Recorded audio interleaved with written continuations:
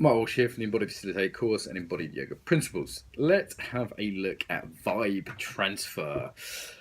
What do I mean by that? Well, I've come to realise this is one of the most important things for any teacher of embodied arts, yoga teacher, dance teacher, martial arts teacher, corporate coach, whatever it is, yeah? Mostly, I mean, actually a teacher of anything, but certainly these arts, we tend to think of a teacher as someone who transfers knowledge to us, like they get information to us, they impart information to us.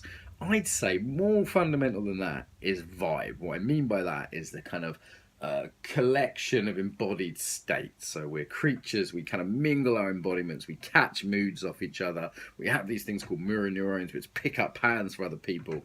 A lot of what a teacher's doing, and actually this even applies on this video, whether you like this video or not.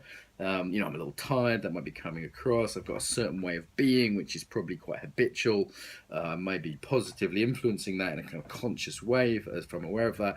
This is really what's critical in terms of whether someone wants to date you, in terms of whether someone buys your product, like if a sales meeting goes well, for example, in terms of certainly as teachers in classes. I realise a lot of the yoga teachers I really like going to take Jim Tarrant in Brighton, for example, just really nice kind of state transmission, you might call it, really nice vibe while I'm there. And that is really like a lot of the reason I want to be in his class. That's coming across in his voice, in his movement.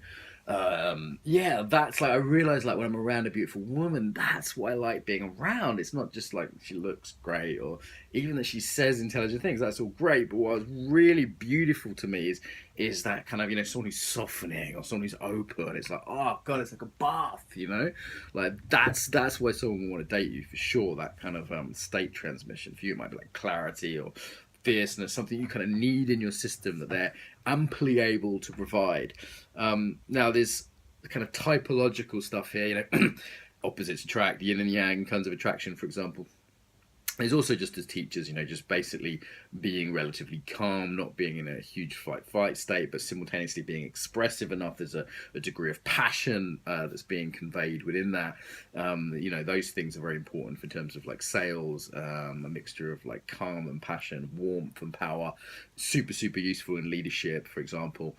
So this kind of state transmission, this kind of vibe transmission, really useful. I hope my students of embodiment see this, because this is the thing you're really conveying in a class, and the words are secondary. I really see this when I work abroad with an interpreter, because I'm really seeing as soon as I start talking, before it's been interpreted, it's having a strong impact on the audience. So that's the interesting piece here. So yeah, I think it tends to be underdone, doesn't tend to get stated enough, it doesn't tend to get taught very much, as most people don't realize the sort of embodied way you can work with this, right?